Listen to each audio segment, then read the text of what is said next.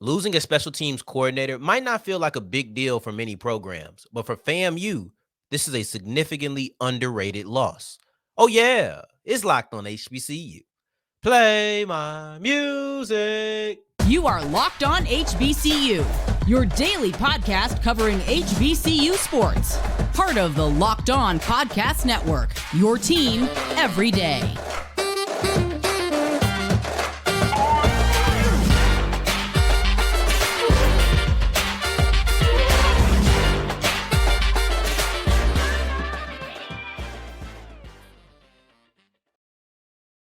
What's going on, family? Welcome back to another episode of the Locked On HBCU podcast, your number one daily one-stop shop for everything HBCU athletics. Monday through Friday, part of the Locked On Podcast Network, your team every day. And I, of course, am Darian Gray, a.k.a. the Mouth of the South, Texas Southern alum and former TSU Herald Sports editor and contributing writer at USA Today's Saints Wire. I appreciate you for tapping in, checking out Locked On HBCU, and making us your first listen of the day every day. And remember, just because the mic cuts off does not mean that the journey is over. It just means it's time to follow me on Twitter at South Exclusive. Starts with an S and ends with an S. Today's episode starts with FanDuel, because today's episode is brought to you by FanDuel, the official sports book of the Locked On Podcast Network. Just go to FanDuel.com/Locked On today to make every moment more. It wraps up with Jackson State's head baseball coach and how he's elevating with the Collegiate National Team. In between that and the top of the show, we're going to go to Kris Bankston, who is now on the Minnesota Timberwolves Summer League team. But we started off with, I guess, kind of some somber news, but I'm really excited to bring this to you because I think that this man's story should be told. And I'm discussing Chili Davis, the former FAMU special teams coordinator. And I know that to many people, when you say former, it's like, okay, just go get you another special teams coordinator. But I'm telling you this right now, the departure of Chili Davis is a significantly underrated loss to people who are not paying attention to FAMU in the way that they operate. The reason I say that is because for many people, I think that losing a special teams coordinator is minimal. It doesn't feel the same as losing your kicker, or losing your offensive coordinator or your defensive coordinator, because we're just talking about kicking and punting. So it feels like your special teams, like, whatever. A lot of people probably aren't even as clear on what they do and how impactful that they can be. But those who follow FAMU, those who are inside those rooms having those discussions, they care a lot about special teams. If you are an everydayer, which I'm assuming you are and you will be soon, you're hearing how much FAMU cares about special teams through my words, through what I say, because I want to express this so that we can all be on the same page and understand the things that we need to know. FAMU, the Rattlers, the second place team is what, however you want to say them, the team in Tallahassee, they are a team that cares and places a lot of emphasis on special teams. And that's why I think we need to set the scene, because I don't want to only talk about him being Chili Davis, because he's not the only departure from this room. However, we'll get to that in a second. First, we got to pull out our canvases. We have to paint a picture. We must set a scene, because the departure of Chili Davis both represents how hot his start was at FAMU, but then it also has a little hesitation, like, I hope FAMU doesn't cool off now that he's gone. Now, you may or may not have caught that play on words. I wonder, when you think of the word chili, do you think of hot like the food or cold like the weather? I don't know. I couldn't pick which one I wanted to go with, so I decided to just go with both. But the truth of the matter is, outside of my wordplay, when I say that Chili Davis is his departure is represented by his hot start, and you hope that FAMU doesn't cool down now that he's gone, it's not just to be witty. This is really both sides of the story. Chili Davis was hired just a year ago. He spent a year on the FAMU roster or the FAMU coaching staff as the special teams coach, and now he's at Kansas State. Now, I don't know if you know or not, but many people don't go from FCS to FBS in just 1 year. That's just not the path that most people take at the speed that he took it. Like, a lot of people go FCS to FBS, but not many people do it in just a year at a program. That's just not common. And I think that's what represents just how good he was, because it only took them a year at FAMU to see what he was able to accomplish and what he was in the value that he brought to I think Kansas State's still in the Big 12. With all this shifting around when it comes to conference alignment, it's kind of hard to know. But check out Locked On Big 12. We just got a new host, and they'll tell you if they're still there or not. But the thing about him is you have him being Chili Davis. You have a first team all SWAT kicker in Jose Romo Martinez. You have a first team all punter in Kris Duel. The problem is both of those gentlemen are gone, which brings me to the cool off part. It brings me to the contradiction. You're now losing 3 key cogs in the special teams machine. The only thing that could be worse, knock on wood, the only thing that could be worse is if you lose your kick return and punt returner, because then it's like you lost pretty much everybody except for maybe your long snapper. And I know a lot of people don't focus on the long snapper, and I'm not going to right now. I'm sorry. But the fact of the matter is you're losing your kicker, you're losing your punter, which means you have to bring in new people to replace them.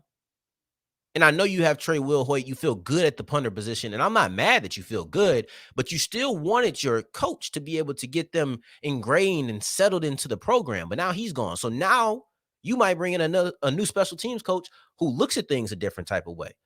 This is a guy that Coach Willie Simmons called a technician. He's the type of guy that, regardless of the talent you feel like you're bringing in, how many of us know at least one person with untapped talent? How many of us know people who have potential but don't reach that potential? You're not doing it by yourself. And I think that Coach Davis was the perfect person to bring whoever is going to be filling those shoes, excitement that comes with that player or not, and settle them and get them acclimated and take them to reaching their potential. So yes, this is a big loss. And I want to read to you one thing that Coach Simmons said about Coach Davis's performance last year.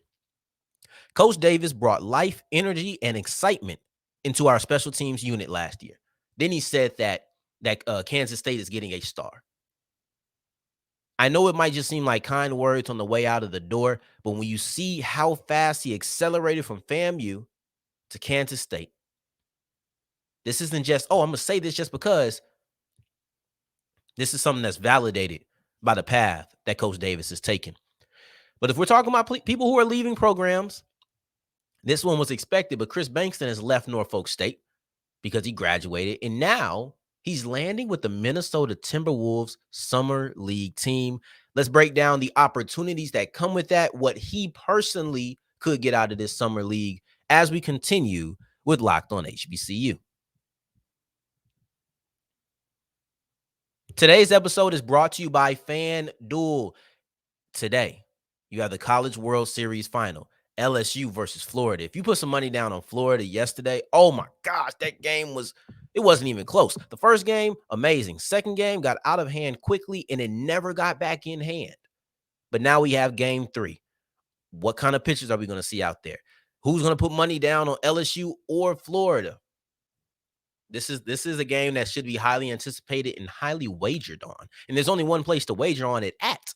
That's FanDuel.com/locked on. You got to make sure you put the /locked on, okay? And they have the first bet, no sweat, which means even if you lose your first bet, they'll give you up to $1,000 back in free bets. So really, what are you concerned about? That you don't know that much about baseball? Take a leap of faith, because your leap of faith will be rewarded whether you win or you lose. So go to FanDuel.com/locked on. That is FanDuel.com/locked on. No sweat first bet. Seems like an easy choice to me. As we continue rolling on today's episode of Locked on HBCU, I appreciate you for making us your first listen of the day. Every day on Wednesday's episode, we'll be highlighting Shaw University's offensive game plan in football, including a dual quarterback system, not a dual threat, but a dual quarterback, meaning they'll use 2 quarterbacks in their offense. We'll break that down on Wednesday's episode. But right now, we're highlighting a player who is transitioning from college into the pros, and that being Kris Bankston, the former Norfolk State big man, as he's been picked up by the Minnesota Timberwolves for their Summer League team. And now that he's in Minnesota, maybe, I don't know, maybe he'll have a chance to learn from a big man who has changed the game. Karl Anthony Towns. Shots fired. No, but in all seriousness, I don't know how close the team players, the team starters, the guys like Anthony Edwards and Rudy Gobert and Karl Anthony Towns, like I don't know how close they'll be in proximity to the summer league roster. But I mean this with all seriousness.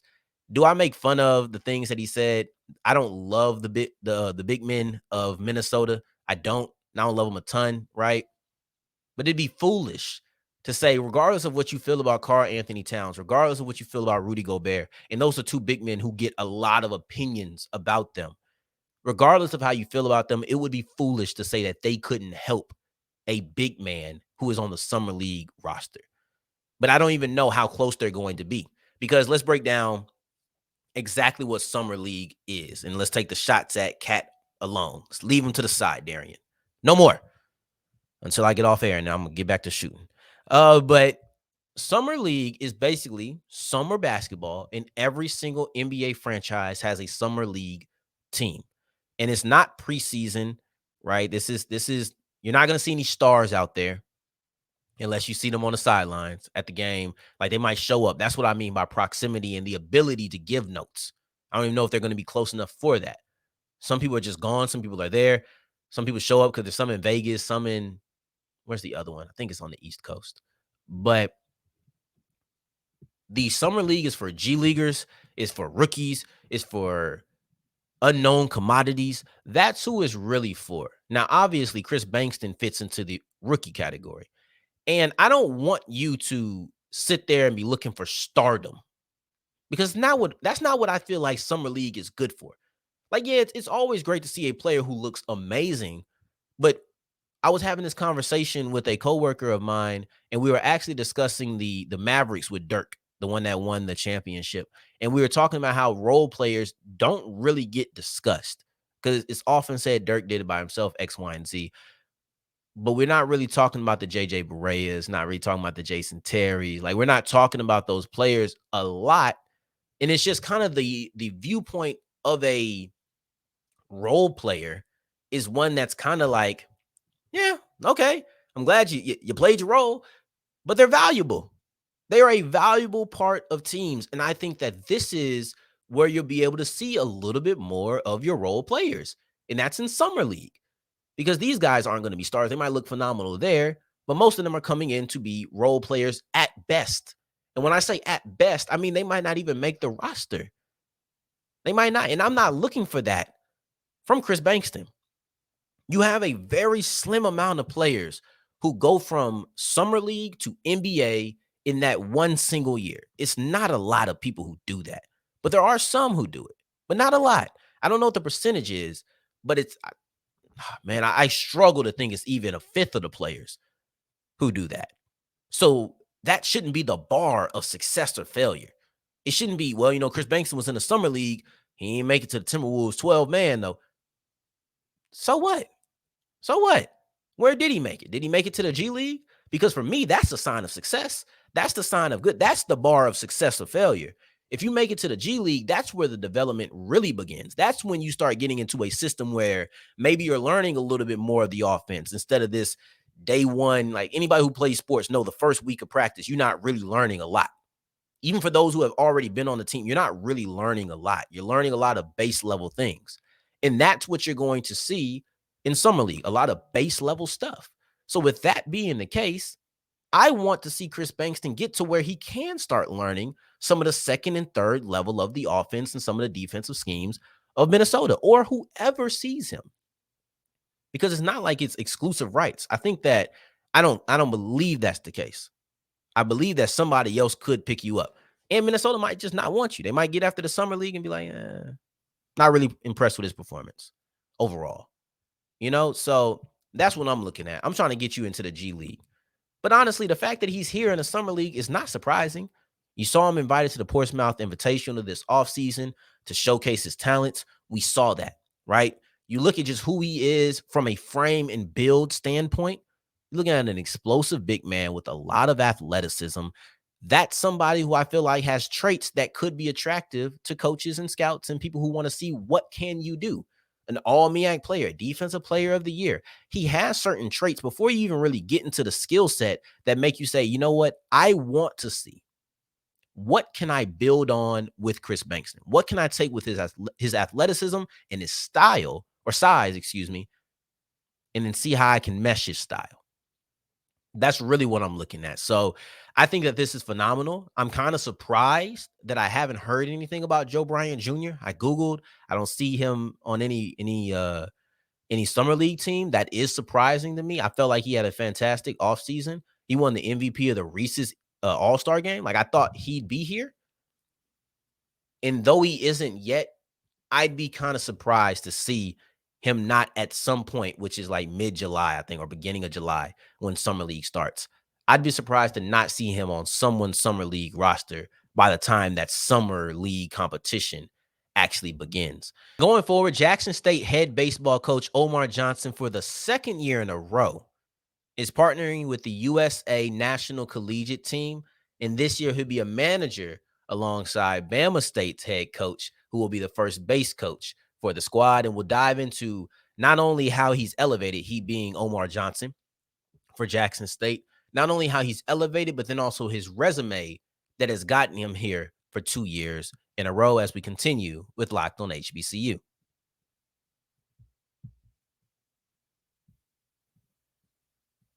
And as we're wrapping up today's episode of Locked on HBCU, I appreciate you for making us your first listen of the day, every day, making it all the way to segment 3. I thank you 2 times for that. And Omar Johnson, the Jackson State head baseball coach, is joining the USA Collegiate National Team for the second year in a row. And this year, he'll be a manager.